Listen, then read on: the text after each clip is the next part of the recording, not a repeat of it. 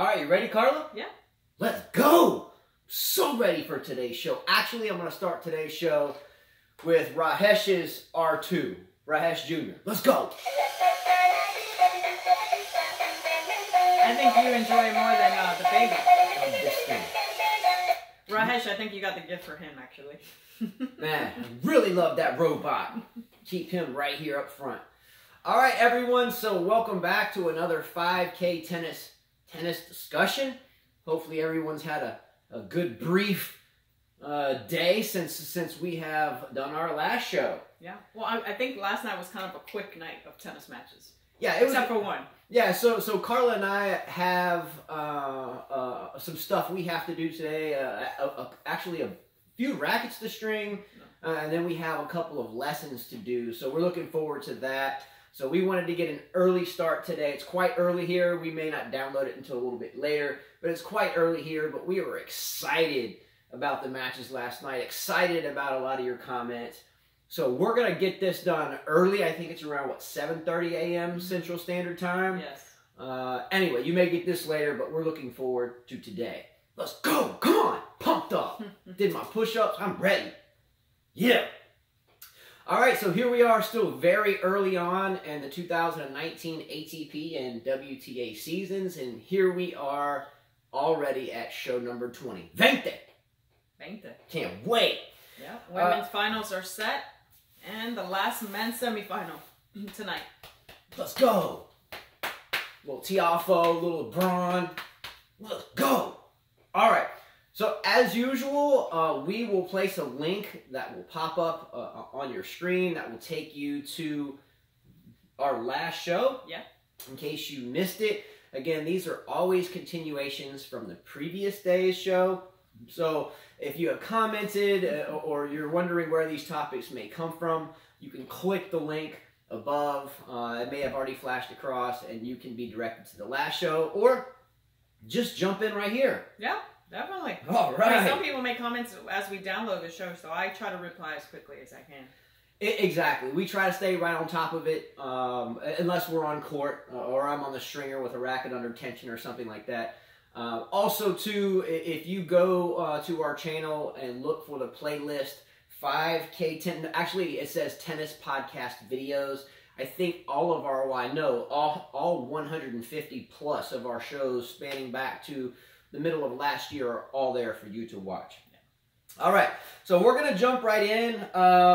As always, we like to start with shout outs to everyone that was involved from post-show yesterday until this morning. Yeah, I sometimes I get called out because of my left hand busting her up. So we switched sides yesterday because of my left hand. Sometimes we'll just knock her down. But I'm excited today. For some reason, I'm really excited about today's show. So I'm going to take... That's because you saw Nadal. And you saw his big guns. Big guns. So I'm gonna hold my left hand down because sometimes I'm knocking her down. But she doesn't like this side. And I don't like that side unless we're outside. Wow. That was poetry. Good, yeah. Poetry in motion. So I'm going to keep this left hand here and I'm going to fight with my right. All right, so shout outs for today.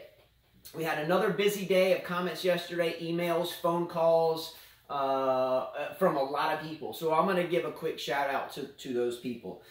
Number one, BDog02. So BDog02 has been a longtime supporter and friend of ours and this show. He watched it from the beginning. I think our first 10 shows, he was one of the first viewers that made comments. Him, Rahesh, and there was a few others. Fergie, I think. Yeah. So BDog made a contribution to our show yesterday, and I'm not going to dwell on this too much, but it rarely happens, and it's really. Kind of B-Dog to do this. Just a quick statement. Again, if you've been following this, Carla and I have 5 kids, and we work very hard to take care of those 5 kids. We do this show for fun. We have no economic gain from it whatsoever. And for the longest time, I've wanted to get a new tripod. Mm-hmm. So I had been using a makeshift chair with some boxes on top of it with a taped-in... what is it called? What's those things called? The selfie stick. A selfie stick taped into a box. Well, nonetheless, again, it's for us with 5 kids. We have a finite way we spend money and so forth, and because we do this for fun, I've always promised Carla when I drug her out of the porch to do this in the first place that I would never blow our precise budget on buying something for something that is just for fun. So BDog02 got us a new tripod basically, and it is live. If I could get my phone and see it, man, you would be like, what? Got a new tripod. Really stoked about it. So thank you, BDog02. Ethan DA that jumped right in yesterday on one of the first comments, along with Rahesh Kumar as always. These guys fight it out for the first comment of the day. So let's go. Zach A. Zach A. Made a comment, or I had a question yesterday. Will you guys be doing other tournaments besides majors? And if so, we are. Yeah, we definitely are. We are. We did it. We did everyday majors last year, starting with Wimbledon and then the U.S. Open, and then we did like every 2 or 3 days. Well, we did a few. Yeah, we did some tennis topics, and then we did a few of the important tournaments. But we're gonna do more tournaments this year. And more tennis topics. Yeah, I mean, we've done 150 plus shows, and we just started halfway through the season last year at Wimbledon, or 3/4 of the way through. So our plans are, again, we have to work, we have to pay the bills, but we are going to do, when this tournament ends, we'll probably take a couple days off to catch up on a few things. But we would love to do it every day, but bills beckon and so forth. So ultimately, we plan to do every 2 or 3 day shows, unless you guys start commenting and bringing us topics that we can discuss every day, because a lot of people don't follow the 250s. We did some last year and we got like 10 views or 20 views. And then I mean, you can understand that because they don't really, do they even show him on TV? On the tennis channel somewhat, but it's usually men's. Yeah, not everybody has that. But if we comment and have topics, I think during the 250 times, even though the hardcore watchers follow it, I think that a lot of the people that follow majors don't follow the smaller tournaments. But the topics are hugely important. So anyway, to answer your question, we would do it. We would do this every single day, 365 days a year, with no problem whatsoever, if it was economically feasible with the 5 little ones that we have. So anyway, hopefully that answers your question. We would love to, but I mean, we will try. I already looked at the schedule, so we will try. I already looked at both schedules, WTA and ATP. So I already have them down. All right, so enough about us. Continue with the shout-outs. Thanks so much to Ivor Savage, a great friend. He also owns Witex. Again, we always keep his stuff out front because I believe the paradigm shift in racket stringing and apparel, and simply to have a team of professionals get involved with you on a personal level to recommend strings. When a lot of people don't even know about them, this team will do it rather than just trying to pick something and see if it works or not. They will help you decide whether or not it will work for you.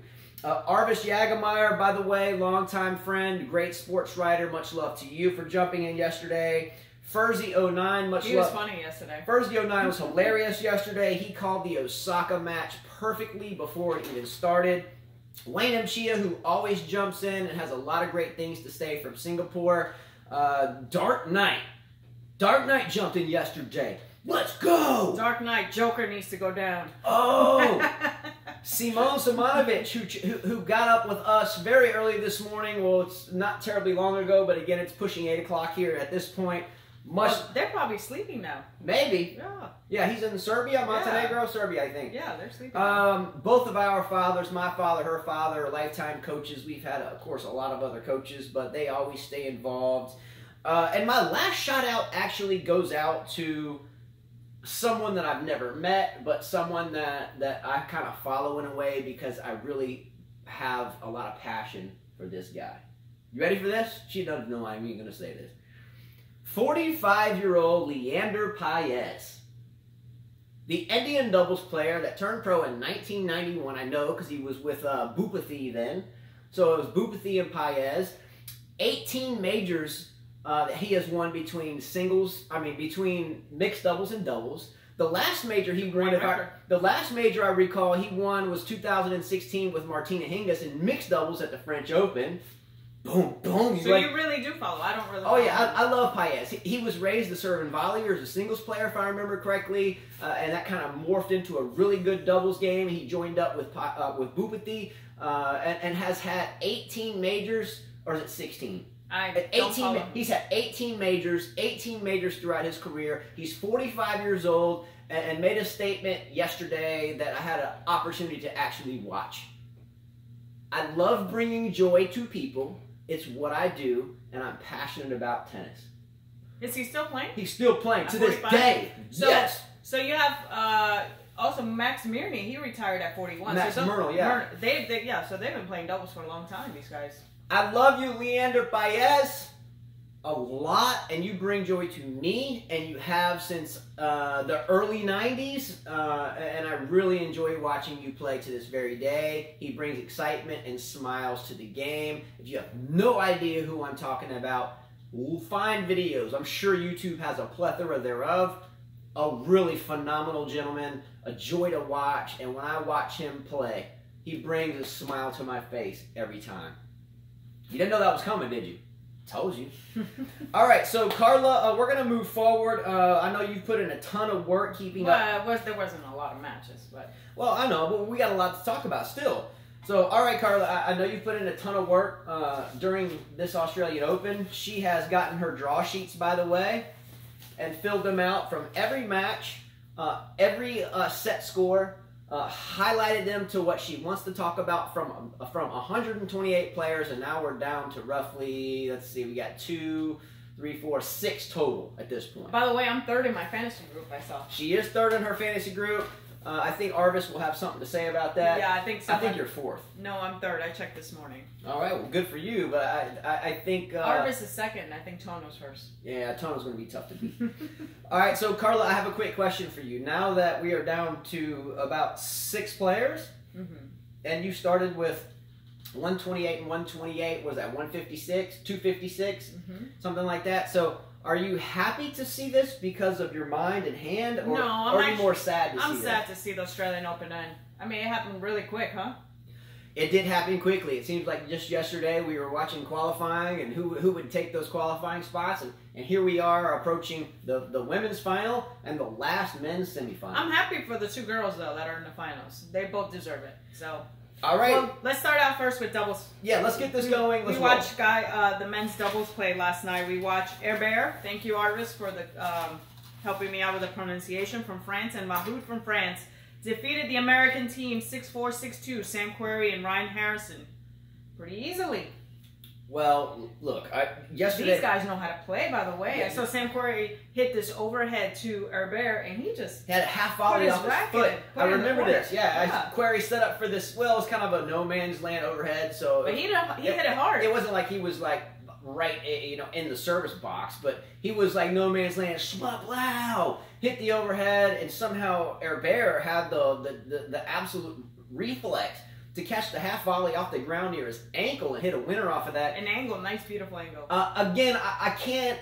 I'm a fan of obviously U.S. tennis, but I'm not a fan of racket smashers. And I watched Harrison smash a racket yesterday. And by the way, he needs to get in shape. Harrison looks like he is so far out of shape. And again, there's nothing wrong with being heavy. We're talking about professional sports. If you're a professional athlete, any athlete, you have to be in great shape. Yeah, you have to represent. I'm not knocking it on Harrison, but we're passionate about the game. We coach the game, and we instill fitness on every level, no matter how young or old you are, and we work hard at it still. But when I see any tennis player, no matter what, running around and you got kind of jiggly, I'm sorry, but we got to work harder on that because it makes how do I say this nicely? Well, it's tough to move. If you're playing at a high level like they are, the movement is impacted if you're not in shape. We saw that in a few women's matches. Yeah, we did. We have seen that, and we'll leave the women's side alone. They're more touchy about that. But we've seen it even with guys. Sangha, for instance, he's always gone up and down, and you have Raynick, who's always gone up and down as well. Yeah, well, I've never seen Raynick overweight. No, I've seen Raynick testing his muscle structure and slimming down. Yeah. But I've never seen him overweight. I see a little bit of, what's the movie Goonies where they had the truffle shuffle? I see a little truffle shuffle in Harrison right now. A little truffle shuffle. Which would explain why he doesn't do as well in the singles. Anyway, so look, great job for Herbert and great job for Mahut. Again, Mahut's been They're in the finals. Yep. So great job there. And they'll face John Pierce from Australia, good for Australia, and Harry Kontanen from Finland. Kontanen, he's been around a while. Kontanen was a singles player at one point, but here I'm going to give a big edge to Mahut and Herbert. Man, these guys are These good. guys can play. Wow. Mahut, I think Mahut's now about 180, 200 in the world in singles. Again, we can't forget Mahut and his epic. I don't even know if I would call it epic. I would just say, man, geez, get this over with. The match against Isner that totally was a paradigm shift of the whole tiebreaker thing at Wimbledon. I would say Mahut at this point, and maybe even Herbert, stick with doubles together. I think you make a great team. Yeah. All right, let's go. All right, first match of the night in women's singles. We watched this, and like I said last night, this could be great or it could be a disaster. Petra Kvitova from the Czech Republic defeated Danielle Collins from the USA. 7-6, 6-0. Yikes. You want to comment on that one first? Or you Well, want me to go? we watched like the first 4 or 5 games, and these girls were hitting hard, both of them, side to side to side. But I think Collins forgot that Petra Kvitova is a lefty. She kept attacking her forehand, which is a huge weapon for her because she doesn't just hit it back to you. She hits it and she takes you out of the court. Angles, so power. by the time Collins hit her backhand, that ball was a winner. Or even with the serve, we saw Collins, you know, she would hit her serve. Kvitova would put it to her backhand. She hit it back to her forehand thinking it was a backhand, and there's a winner again.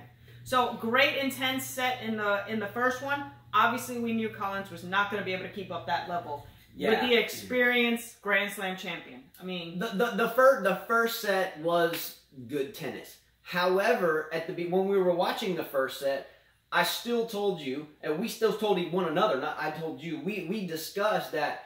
I don't know if Collins is going to be able to keep this up whatsoever, especially if she loses this first set. And she broke Kvitova, but then got broken right back. She got broken right back. And you can't do that. So I think there was some type of, what I saw was like an emotion shift from Collins at the beginning of the second set. I think there was like some... It was around the tiebreaker. Yeah, the tiebreaker time, whatever. But nonetheless, an excuse is an excuse is an excuse. She took on a bagel in the second set. Let's look at Collins' road to getting here in the first place, all right? Are you ready for this?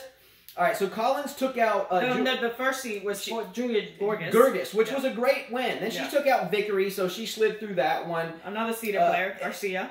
Then she took out Garcia, but again, Garcia's always been questionable. Then she just annihilates Kerber, which that match, I think we can look back on and say, you know, great win, incredible, but she can't play... No one can play at that level forever. Otherwise, she would be #1 in the world, would never lose. Then she took out Pavlyuchenkova, which was a good match too, but again, Pavlyuchenkova is no Kerber, and I know she took out Kerber badly, but that was a bad day at the office for Kerber. And then she met the 2-time Wimbledon champion, Petra Kvitova. She's had a long road to get there. Excellent job. I mean, excellent job. She should feel proud about this. She'll be, what they say, ranked in the 20s now? Ranked in the 20s. Awesome. So there's always been talk about, you know, you go to college and then you put your eggs in an educational basket and then you put your eggs in a basket of something else, in this sense, tennis. So look, bravo to her for finishing her education to get a master's degree. So she's always got multiple eggs in different baskets. With this paycheck here, she'll always have a basket. So she has achieved her dream already. So we have to say, let's go to that. And honestly, if I could choose anybody's road, I would choose hers. Yeah. Very smart what she did. Even though she doesn't have as much experience as Petra Kvitova, how many of us can really be champions and be that successful in tennis professional? There's so many people hungry out there. It's very hard to do. Yeah, you have to tip your hat to this girl. You know, a lot of people have been talking about this proves that you can go to college and still play on the top level in the pros. This proves it. However, the only difference I think here in this match is that Kvitova, Carla and I have been talking tennis at this type of level for a decade or longer. We were players before then and talked more, I'm going to beat you, you're going to beat me. And then once we got out of those competitive matches, you know, I don't want to see... We used to get very... I wouldn't want to see her. When I met Carla, we played some tournaments where she would play on the men's side, and I would play, obviously, on the men's side, and she would take me out at times. I didn't want to see her. I didn't want to talk to her. I didn't want to be near her. I didn't want to go near this girl.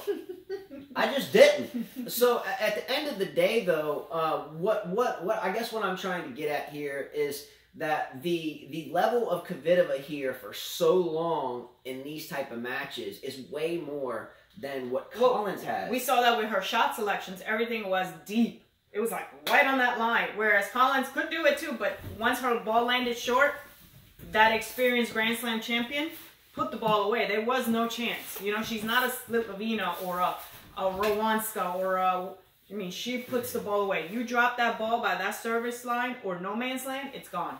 Exactly. And that's what's the difference between a regular 20, 30, 40 and the top 5. Yeah, so if I have statistic for which woman hit the most short balls, Collins hit way more short balls. And she paid for them. And she paid for those short balls. After the 7-6 loss of the first set, it was kind of a deflation.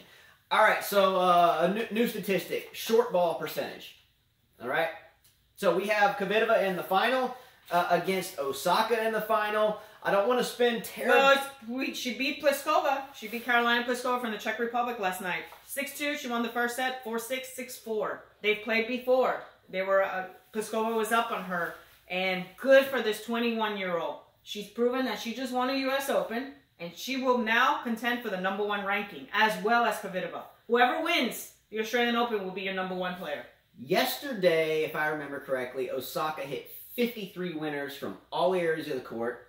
Pliskova didn't have, but I think maybe 20 or 25, somewhere in there, and that may be even a little too many. I should have had that stat written down, but I'm fairly certain Osaka had 53. I am a Pliskova fan, and I am an Osaka fan. I really was hoping Pliskova would win this match simply because she's been due for so long. I've never seen, though, Pliskova give an after-the-match interview with a statement that I didn't particularly care for. I don't know if I even told you this or not. So I flashed on this match a little bit late. I kind of woke up, and I'd pop it on and then pop it back off, and I just happened to catch the interview. And it was something along the lines of this. So Pliskova said something along the lines of, no one can ever play at that level again. Or there's no way she can play at that level again. Well, Kvitova's proven it that she's played that level all throughout this Australian Open. Yeah. I didn't expect that from her. First of all, Osaka's been playing at this level since the U.S. Open of last year. I think if this is another stat I might be off. Is she on a winning streak too? I think she has like 59 straight match wins when winning the first set, and then something like 10 straight in majors since the U.S. Open. For someone that look, I'm not going to lose respect for Pliskova. I've been following her forever, and I think she will get her first major. But I cannot buy into the fact that she said no one will play at that level again. I don't think she'll win a slam. I'm not a huge fan of hers. Honestly, I think she was very lucky to get through Serena. I hate to say that. She was lucky to get through her. If she would have had a fit Serena, those match points would have been... They would have been done. But lucky for Serena, in my opinion, that she didn't play Osaka. I'm glad. I agree with this. We won't venture off in this. I'm glad Serena did not have to play Osaka again. I think Osaka would have won again. She would have won. And then what would the media have said? Yeah. Oh, well, Osaka's the next thing, and she probably is. But I think the whole writing world would have written off Serena for good. So I think it's in Serena's best interest for the future that it was actually Pliskova that beat her, and not what would eventually happen with Osaka. And this will be a tough match for both. This is a lot of people said it's a flip coin, but I'm going to give this one to Kvitova because I think she wants it that bad. I think she wants it bad. All right, so we have Kvitova, Osaka. Who you got? I'm going with Kvitova. I'm going with Kvitova as well. Yeah. All right. So anyway, we're gonna jump right into the recap. And by the way, they've never played against each other. First time. I think Kvitova wins this. Okay. All right, so we're gonna jump right into a quick review, as quick as the match went, with Nadal Tsitsipas last night. It went quick. It went quick.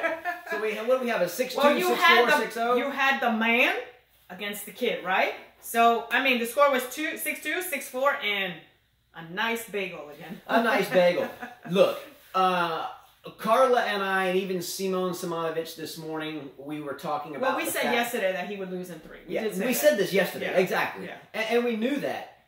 When you play Nadal, and it's not just because you have a one-handed backhand, so anybody that plays Nadal that hasn't gotten 20, 30 matches against him, that it takes to understand. But he hit his backhand all the time. He was attacking the backhand and then put it away. The RPMs on his spin, when especially on clay, we know that because he's won 11 French Opens. But when the torque on his ball, and I think there's meters for this, you know, they can calculate ball spin.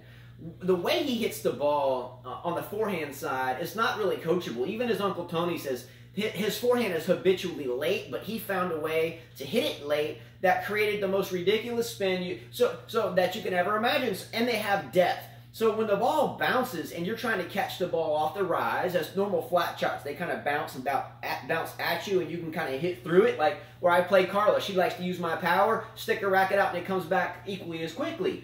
And it's tough for me. However, when Nadal's balls bounce, they're painting lines and corners with so much depth. When they bounce, they jump up so quickly. So it is hard to hit the one-hander. That's tough on a one-hander. But it's tough on the two-hander too. It's easier because you can come around it. But a one-hander, you guys have to step into the shot. Yeah, it's a lot tougher for so you guys. the one-hander tends to kind of slice that, and then when you slice it, when Nadal has you on the run, he's coming forward, and then he puts that ball away. Or it's a lofty return back to you, and then he rips the ball down the line in the other direction. It's tough for any player to I guess get used to. Well, that's why he matches well with Djokovic, because Djokovic is kind of the same player and has the two-handed and knows where to put. I mean, Djokovic is a lot smarter. And also Djokovic can play 5-6 feet behind the baseline and run these balls down and keep the point in play. Most people cannot do that. Right. So no surprise that it was a 6-2, 6-4, 6-0. I think Nadal only faced one break point the entire match.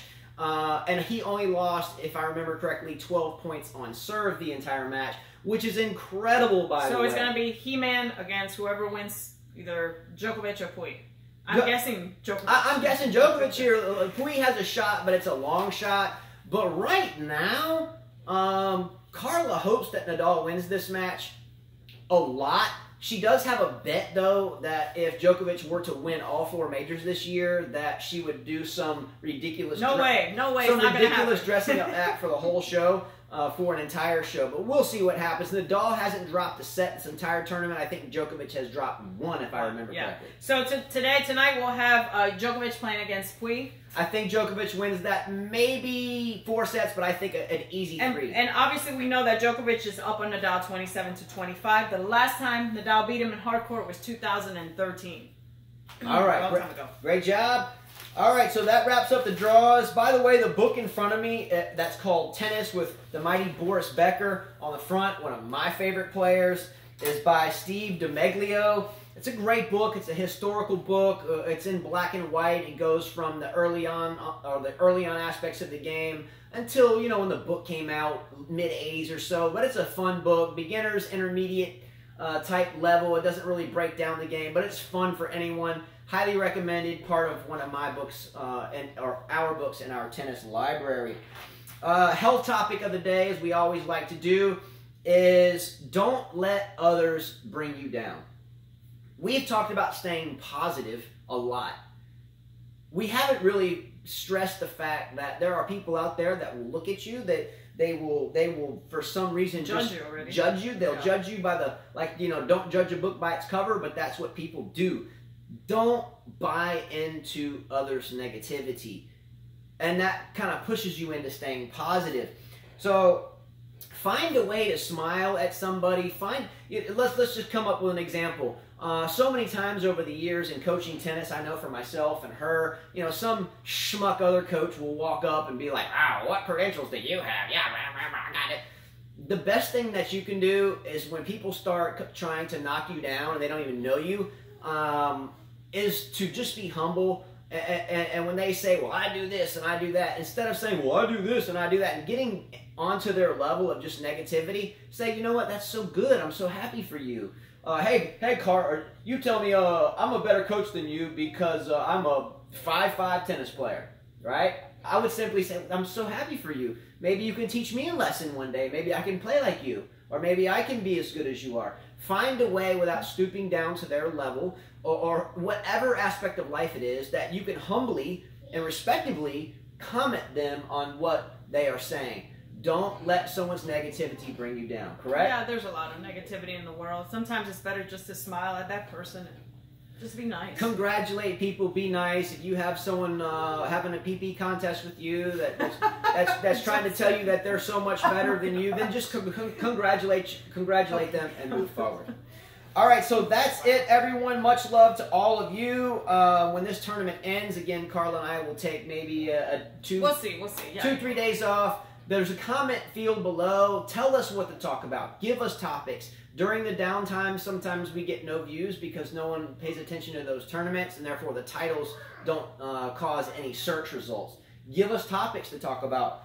We'll talk about them. It's been an incredible ride so far with all of you this Australian Open. Without you, this show is not possible. Thanks so much to Ivor Savage and the entire YTEX team that always keeps us up and going here as racket stringers and as coaches for a high school team. Click a like below, subscribe below, share our videos.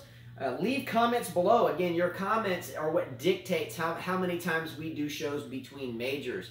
Unless it's Indian Wells or like the Sony Ericsson in Miami. We'll do shows hopefully every day then, okay? So yeah. Well, those are back to back. So there's a PayPal link below if you want to contribute. It does help. It helps us get things that make this show more deliverable to you. We have PayPal, we have Cash App, whatever you wish, if you wish to do so. Thanks again to BDog02 for your contribution. And for now, we're going to sign out and get on with our day. Much love to all you, and as Carla always says, adios. Adios, guys.